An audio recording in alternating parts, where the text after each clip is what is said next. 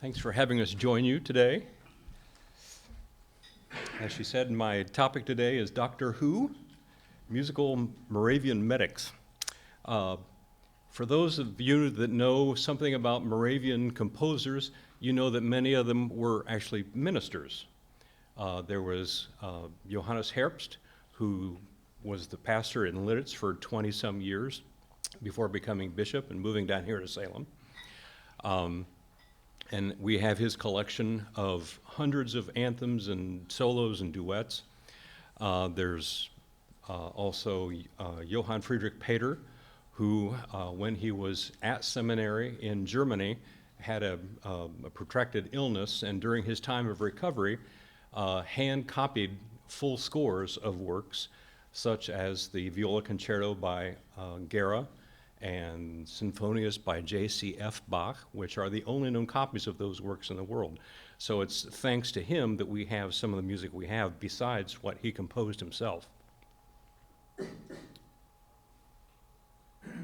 The idea of my talk today came from work I was doing at the Foundation Cataloging Project, in which we're bringing records online to both OCLC, that's the Gemeincat project, and to RISM, which is an international inventory of music manuscripts and early editions held in archives, libraries, and monasteries around the world.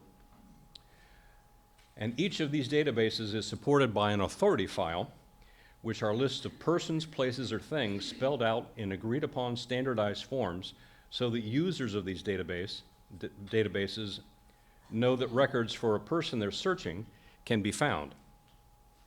Authority records bring together different spellings of names and are supported by recognized reference works and even primary sources. And this is what the OCLC authority record for Sorensen looks like. It lists in the 100 field the standardized name that's used for that database. It lists some cities in which he lived or worked, was born, died, etc., and different variations on the name. And this is the RISM authority file record for Sorensen. Part of the challenge in dealing with 18th and 19th century German records is that the German language lacked standardization. Martin Luther brought it a long way through his translation of the Bible, but German words like sein, S-E-I-N, you'll often find as S-E-Y-N. Also, anglicized interpretation of umlauted vowels, those also cause some confusion. For instance, the word für, F-U with the umlaut, R, can also be spelled as F-U-E-R. Or the word for university, Universität, has the A in that word umlauted and could also be spelled A-E-T at the end. In fact, in older sources, before the umlaut became common use, you'll notice a small letter E over the vowel that now has an umlaut.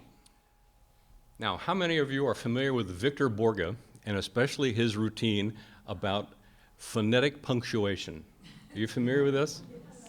I'm going to kind of extrapolate on that with the different spellings we have of Sorensen.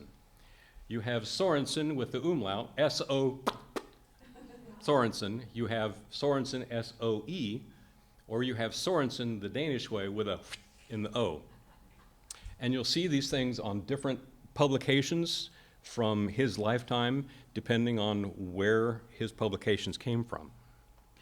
It was already a known fact that Johann Sorensen was a physician. This fact is mentioned on several of our modern choral scores, including Blessed Are All They and Bethany, O Peaceful Habitation.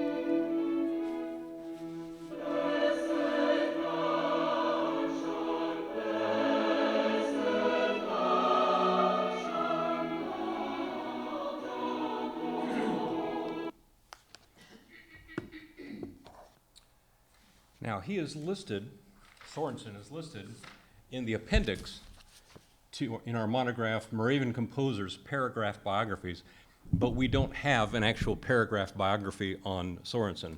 And I don't know if that's because we didn't know much about him at the time this publication was put together. He appears in the Dienerblätter. Now, the Dienerblätter is a multi-volume set of 1 or 2 page outlines of the lives of Moravian servants of the church. And I know that's hard to read, and so there's a map of some of the places where he lived, went to school, and I'll just kind of read through kind of his life history shortly. He was born May 18th, 1767 in Glückstadt in Schleswig-Holstein, Germany, attended school in Christiansfeld, Denmark.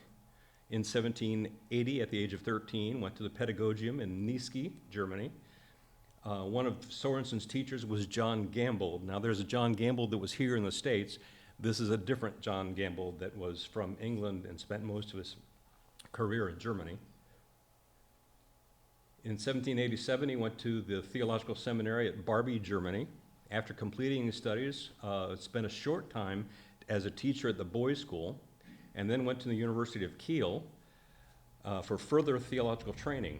He also gave a trial sermon at a society church, which I believe was, kind of equates to our Moravian fellowships. There's not enough people for a full-fledged congregation, but a society fellowship.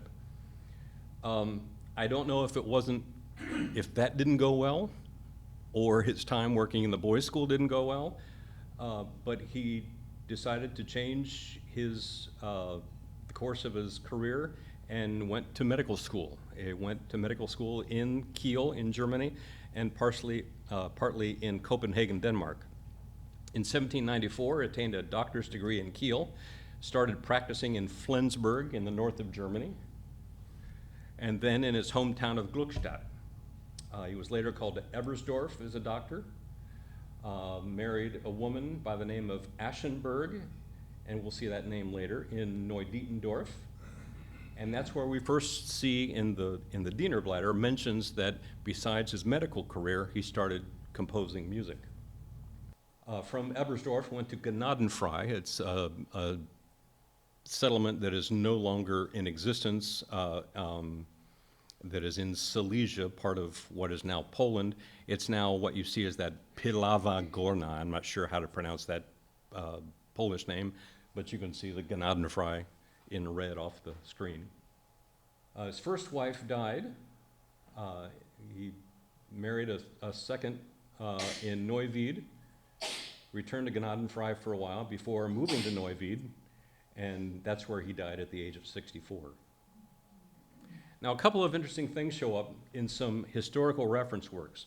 They're not corroborated by other sources, at least not yet, and at least one statement seems to me a little far-fetched. This is the entry from Eitner, and you notice underlined there the name J.A.P. Schultz. Basically what this entry says, that in his youth he received good music lessons, and most recently from J.A.P. Schultz. In his entire life, music was a side job, and also appeared with the composer Gluck. Indeed, Johann Abraham Peter Schultz, who many Moravians recognize as the composer of Thou Child Divine, Thou Child Divine, Emmanuel, was serving in Copenhagen as Kapellmeister during the same years that Sorensen was studying medicine there. Could he have met and studied with Schultz? It's possible. We don't know for sure. Gluck, though, seems unlikely. There are no indications that Gluck was in that region during the years Sorensen was there. Another source, Gerber, does also mention his study with Schultz, does not mention Gluck. However, you notice that it mentions Gambold and Latrobe. This is John Gambold that I mentioned earlier, and the Latrobe here is Christian Ignatius Latrobe, who taught music for a while in one of the Moravian schools in Germany. There are a few copies of Sorensen's music. cover page for one of Sorensen's published compositions. You see that Medicinae Studiosus on the bottom of the title page. I also like to look inside and see if there are lists of subscribers and who they are. In some of these, they mention other med students, professors of medicine at some of the colleges he went to, as well as people that lived in some of the towns where he worked, his early practice of medicine. This is from Christian Ignatius Latrobe's selection of sacred music. Among his list of subscribers, you see there is Mr. Sorensen. Kind of surprised it doesn't say doctor, because he did serve as a doctor in Ebersdorf. I tell people this is like 18th century crowdsourcing. You get subscribers to help fund your publication. Here's another handwritten collection of 4-voiced songs, and Sorensen's is among titles by others, Pearsall, Kalavoda. It's a set of 19 songs published and dedicated to Pastor Aschenberg. Remember I said his first wife was an Aschenberg? Now I looked him up. I did not find him in the Dienerblätter, so I don't know if he was not Moravian or if he was maybe a Lutheran pastor. But again, you see Johann Sorensen with, in Sorensen, Dr. Med. Here's another listing of subscribers. And here you see Altona, which was the city where he did his first trial run at preaching. You see Ebersdorf, you see Gluckstadt, his hometown. You find Moravian town names. There's Herrnhut, Montmirail, which is a Swiss Moravian location, Neudietendorf, Latzinniski, but as far away as Riga, which is Latvia. There's another publication dedicated to the Princess Royce. Have a challenge for you. Name the 5 Marx brothers. Groucho, Chico, Marco, Zeppo. Good. One more. Got Harpo, yeah. Gummo. What's that got to do with anything? The Latrobe brothers that we know include Christian Ignatius Latrobe, who also studied in Germany, eventually went back to England and did publications like the sacred music cover that I showed you before, composed a lot, knew Joseph Haydn when Haydn went to England. There's also Benjamin Henry Latrobe, who came to America. He was the architect of the US Capitol, the cathedral in Baltimore, other buildings in early America. Who you don't know is John Frederick Latrobe. He's kind of the Gummo or the Zeppo Marx of the Latrobe brothers, is my point. And the reason why we don't know him is because he never went back to England or didn't come to America. He stayed on the continent. And in fact, he left the Moravian Church. He studied in Jena, got his degree in medicine, and then spent a lot of his life up in Estonia, in that region. And what you see are a lot of different variations on his name here. There's the authority record in OCLC. Latrobe as one name, Latrobe as La space Trobe. You also see D. Day Latrobe. A lot of variation.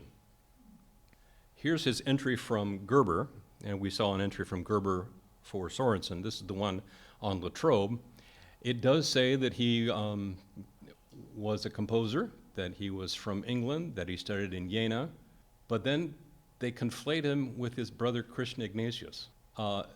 It lists 3 different publications here, 3 different works published. The first one we'll see later, not 3 variations, but 12 variations. The second one, we'll see a copy of the title page.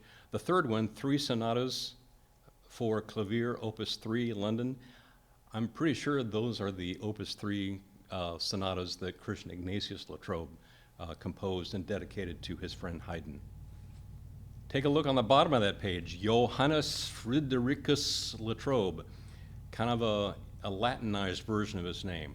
This was his dissertation that he submitted for his degree in medicine at the University of Jena. I was surprised to find out that it's been cited in a 2000 article on the history of science in Germany. You see the citation there underlined in red. Now, the topic of his dissertation was Brunonian or Brownian medical system, which is kind of an interesting and sometimes frightening thing. Remember that this is pre-Alexander Fleming and penicillin. This is pre-John Snow, the mid-19th century father of modern epidemiology. Now, while we're not talking about bloodletting and leeches, we're somewhere in between those extremes.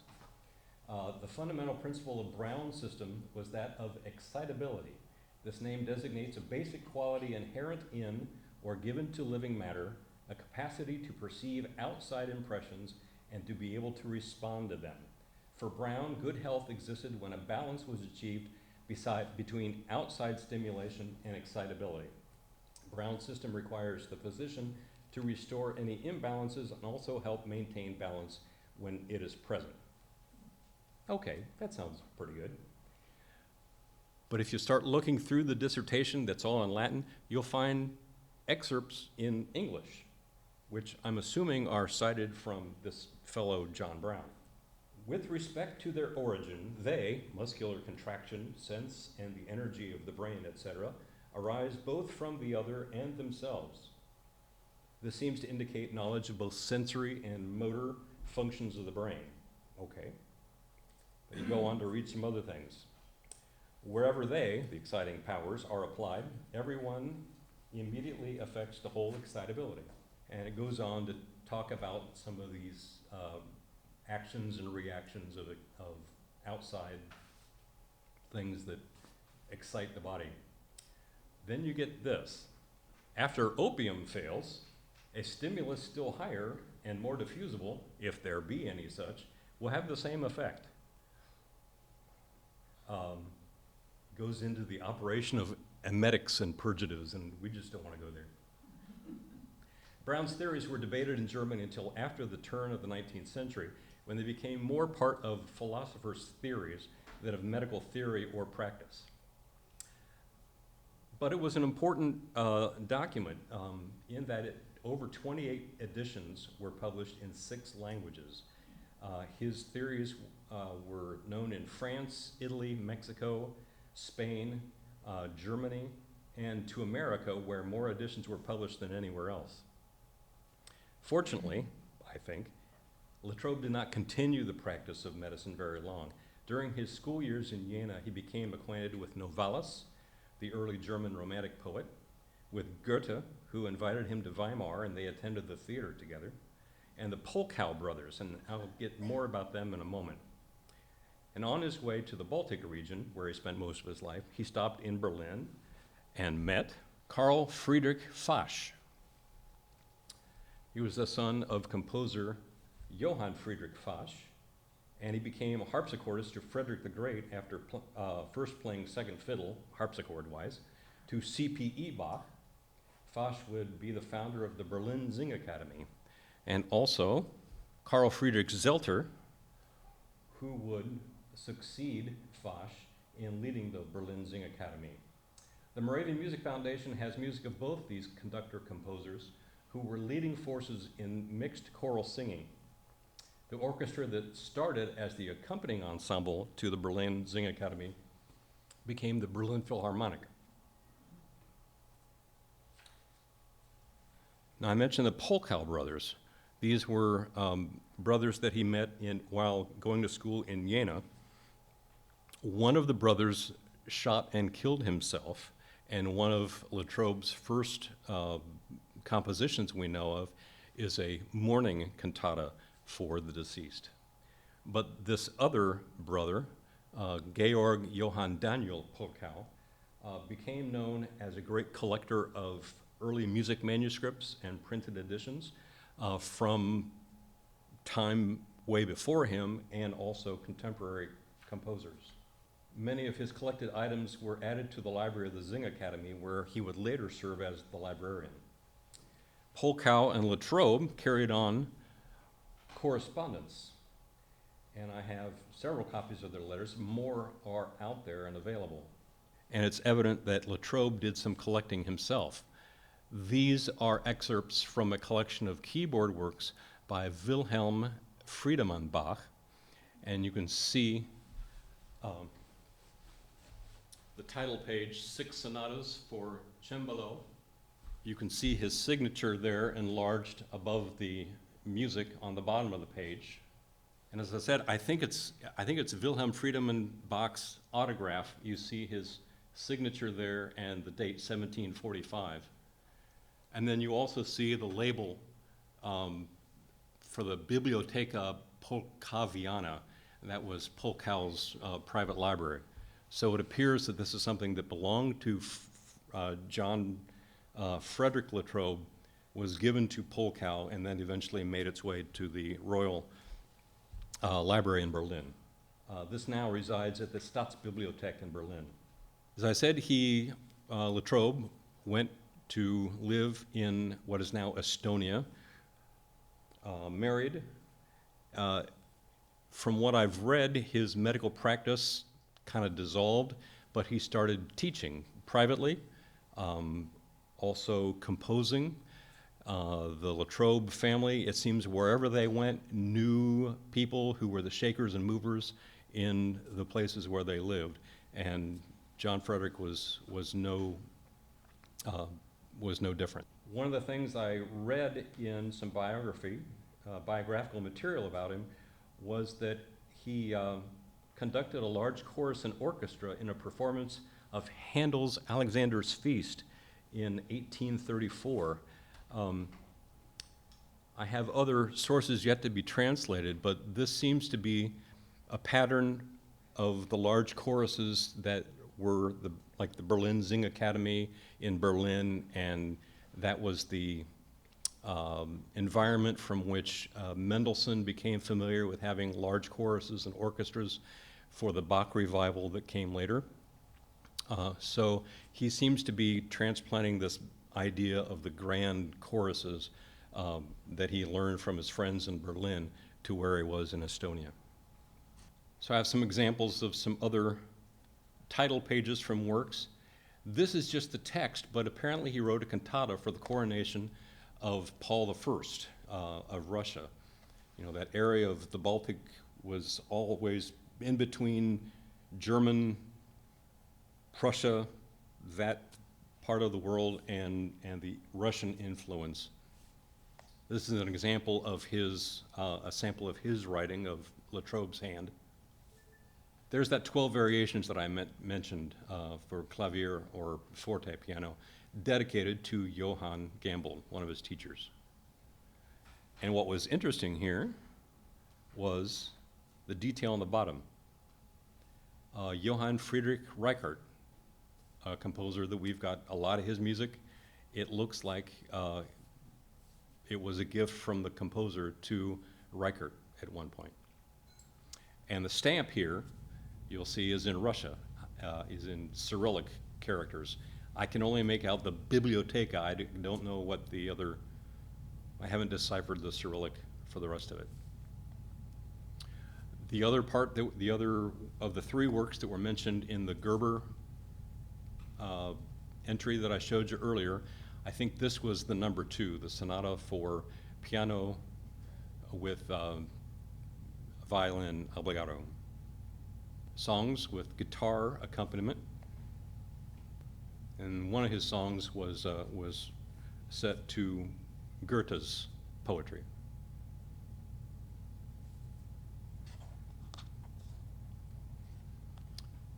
Now I have some samples.